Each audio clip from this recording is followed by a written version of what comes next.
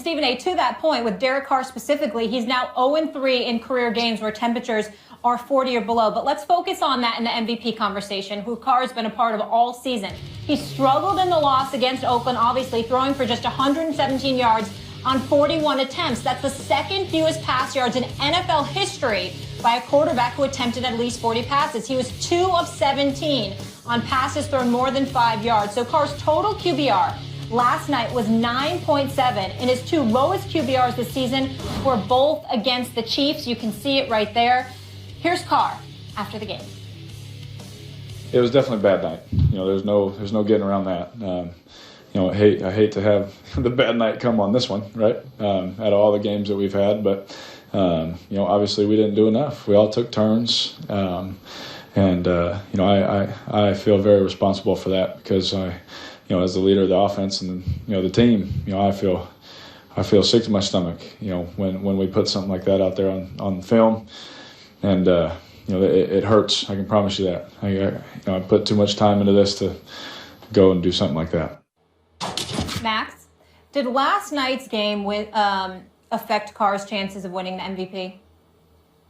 It affected them. I mean, it's not over. It's Dak's to lose, but I thought that before the game. I think Dak's had a better season than Derek Carr. And for those who talk about Dak's offensive line and also the presence of Ezekiel Elliott, I can point to the offensive line on the Raiders and the presence of some excellent receiver. I mean, just an excellent receiving core, arguably the best in the league. So I already thought Dak was the front runner. But now I think there should be a consensus that it's his to lose. And please, with the Tom Brady stuff, Dak Prescott has a higher QBR than Tom Brady, period, and Tom Brady's missed 4 games. That's a ridiculous argument. But Derek Carr could still win it. Let's see what happens with Dak the rest of the way. He is a rookie quarterback. Last night was it's not that it somehow diminishes Derek Carr's season. I still felt like the Raiders were dangerous late in that game, and they were. Because of the presence of Derek Carr. He's a special talent, having a special year. But when you start talking MVP, you got to split hairs. And right now, it's Dak's to lose.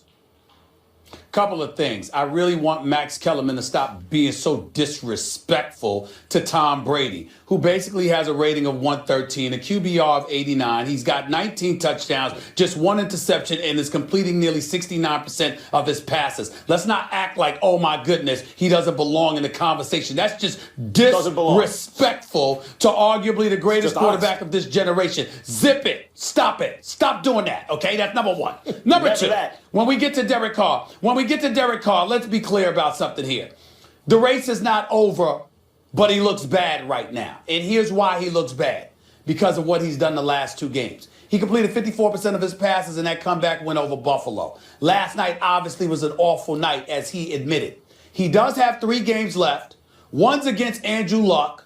All right, first it's against Phillip Rivers. Then it's against Andrew Luck. Then it's against that Denver defense. He shows up and plays big time in those last 3 games. And Oakland wins all 3 games. Then you're talking about a dude that's going to have 13 wins on the season.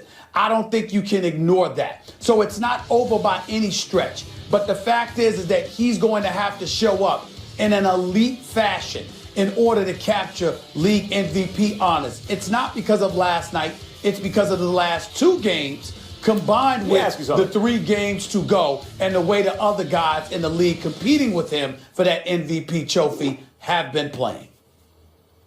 Let me ask you something. I agree that the team's record helps or hurts, has an effect on MVP chances. If he wins 13 games, and I don't know that he will, but let's say he did. I think he'll win 12. That could be more or fewer.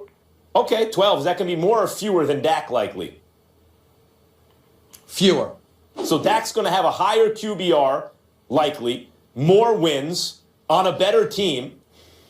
It seems to me that Dak's the MVP, and it's for Tom Brady, because he missed those 4 games. There's no way he can have 13 wins, and he's lost the game, and his QBR is lower than Dak's. I don't see how he's in the conversation. Let's compare apples to apples here. Carr and Dak have played all the games. Well, first of all, Brady could end up with 11 wins. That's number one. Because that's number one. Number 2, he could end up with 30-plus touchdowns. He could also end up Still throwing 1 or 2 interceptions on the season with a QBR near the 90s and a rating of over 113. That's number one. Number two, he can end up with the number 1 seed in the AFC. Number 3, and more importantly, when we compare Derek Carr to Dak, we can look at Dak having more wins, but we can look at relatively several pedestrian games on his part where he didn't make mistakes, but he didn't knock your socks off. We can look at the explosive play of Ezekiel Elliott. We can look at the praise that Ezekiel Elliott has been receiving, because you have a situation, which is something we'll talk about later, where you have an owner that might be compromising his quarterback because he keeps talking about his old quarterback who's not a reserve. I know that. I'm going to get there. But the point is, not only do you have that, you have a Hall of Famer who's the all-time leading rusher in NFL history talking about how much he loves what Ezekiel Elliott is doing. So you have all of these supplementary storylines to piggyback off of, to respect Dak, but also diminish what he has done, which could affect Carr in a positive manner in an MVP way.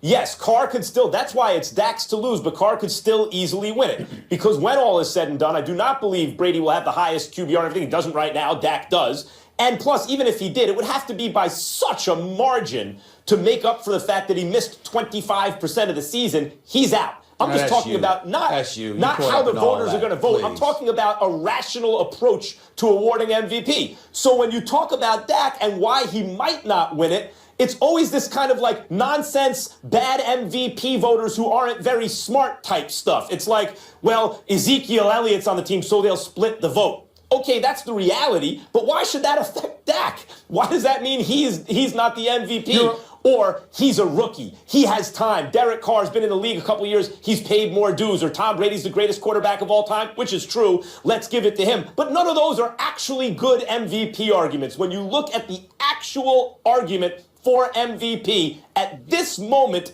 it's Dak Prescott. There is no other person to put in that number 1 spot. He can still lose it. Let's see what happens the rest of the way. I hope he does lose it. I hope the Giants beat him this weekend. We'll see. Well, he could still lose it, but he should be number 1 on the list. But at the same time, he is number 1 on the list. But then again, he's not. You all over the damn place. At the end of the day, when it comes down to it, they got 4 games. They got 4 games. No, you're not. They got 4 games to play. We will see what Dak Prescott does. But I'm not going to sit up there and rule out Tom Brady. And let's not forget the storyline. Hold on, Molly. I will be very clear. Molly, I'll be very clear. Hold on, the storyline. Hold on, the storyline. The NFL. You forgot about this, Max. There are people out there that want to see Tom Brady get that NFL MVP because of Deflategate, and they also want to see him win the Super Bowl, so Goodell has to hand him that trophy. They want to see that stuff. Don't forget that. That might influence stuff, too. Okay.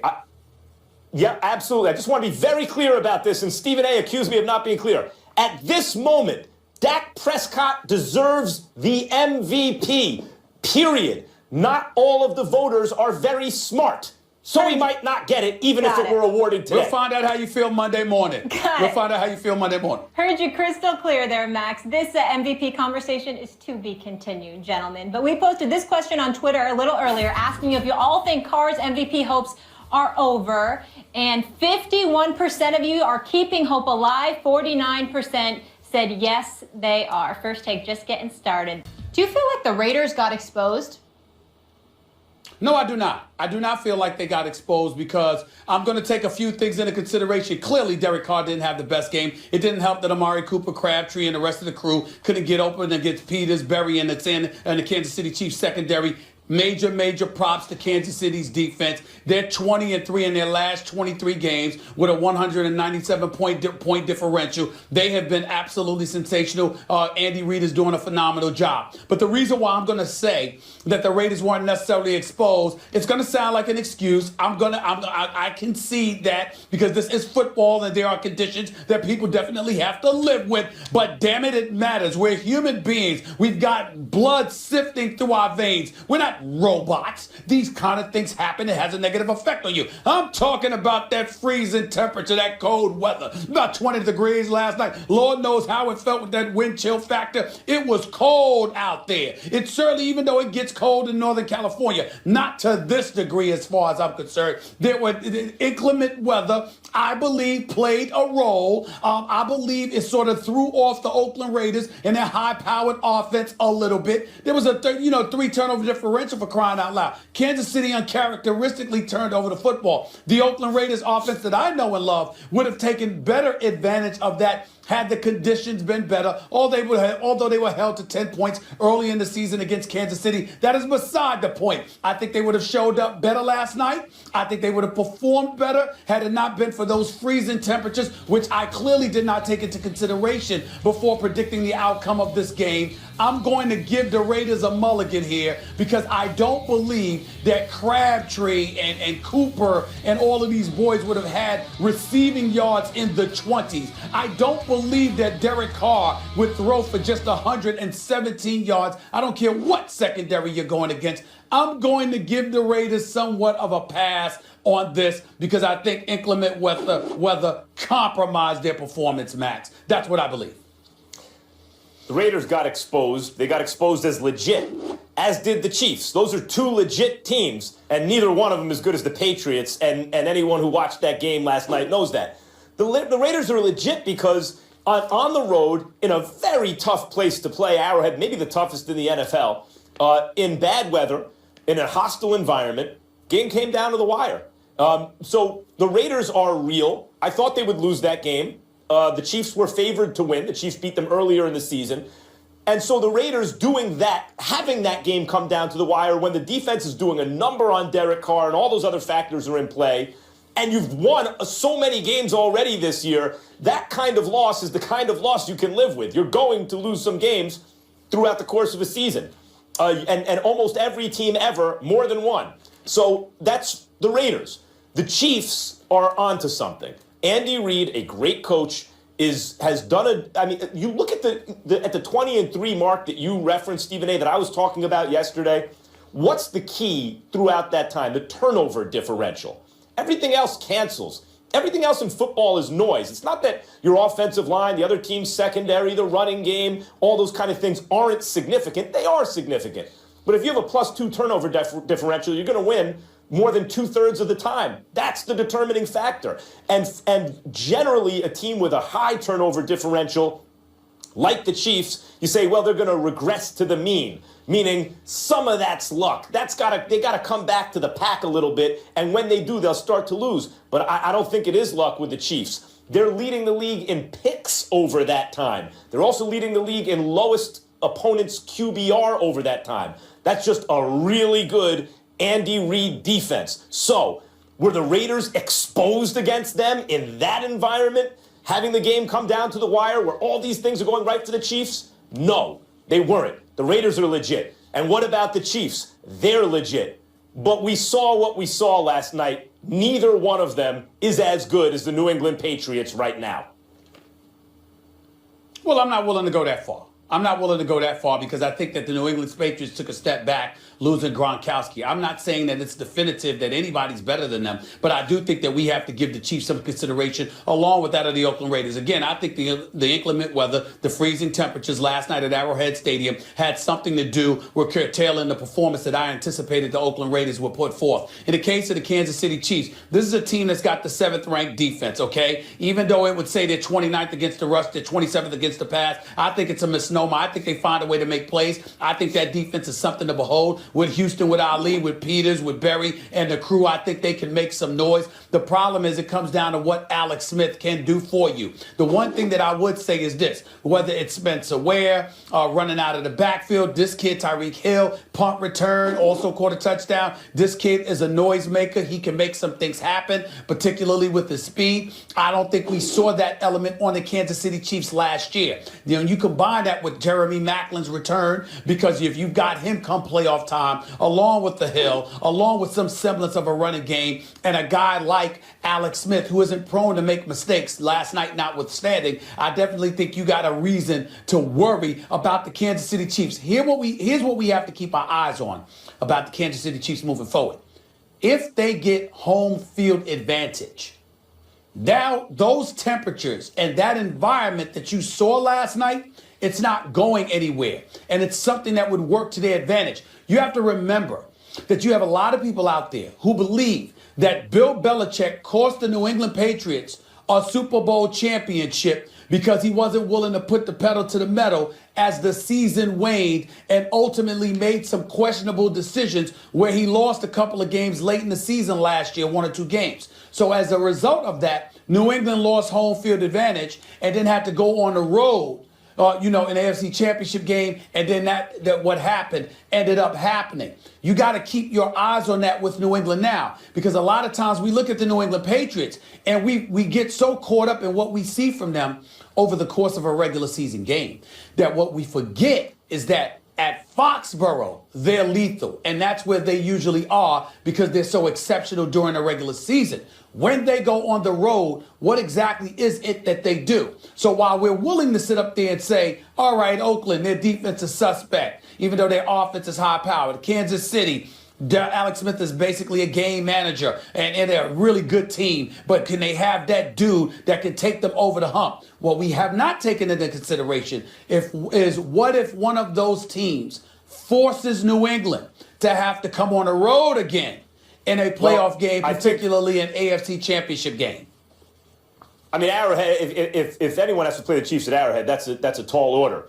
But I think if you like the Chiefs, or Chiefs fans, I'm talking to you, if you like your team's chances, part of that is the trajectory of the teams that you can assume right now. One team is not going to have Gronk. The other team is getting Jamal Charles back. Right? So if you think that that can create a tipping point, yeah, maybe. But at this moment, what I saw last night, I saw a Raiders team where everything went wrong for them. They still had a shot. I saw a Chiefs team win the way they normally do. I don't think either one is as good as the Patriots. And I want to address the Alex Smith point quickly, Stephen A. Alex Smith is, in many respects, what you're looking for in a quarterback. He doesn't make a lot of mistakes generally, and he's not going to lose you the game. And he's mobile. He can really run. He reminds me, though, of Dak Prescott minus. He's a game manager, but where Prescott is big on third down, Prescott's like a hitter who with 2 strikes on him can still hit you the home run. Third down, you need a home run play. Dak can get you that home run play on third down, and then also not make mistakes leading up to that point, and then also use his legs if he has to. Alex Smith does a lot of those things, except that thing you kind of need him to do most generally, which is something that Dak can do. And I think that's the difference between an MVP candidate and a quarterback who you wonder, is he good enough to win a Super Bowl? Yeah, but what I'm seeing is Alex Smith step out a little bit extra. I saw a couple of big time passes to Kelsey last night. I can't ignore that. And when I see that, and I see, more importantly, you got to remember, being with my Philadelphia roots, working for the Philadelphia Inquirer for 17 years, being there practically the entire time Andy Reid was coaching there for 13, 14 seasons or so. I've seen what this man does with quarterbacks. I see what this man can tend to do with an offense from time to time. And I'm telling you right now, what I'm seeing is Andy Reid opening Alex Smith up, allowing him to take more chances. He's showing signs Alex of it. Smith showing that capability. But it's still, as it pertains to the Raiders, again, to get back to the original question, I'm going to give them a pass last night because I thought those freezing temperatures hindered them. But what they also showed me is that the Raiders are going to find a way to figure that out. Because based on last night's loss, they're going to have to show up in inclement weather, possibly, whether it's Arrowhead or Foxborough, if they want to make some noise in the playoffs. No question.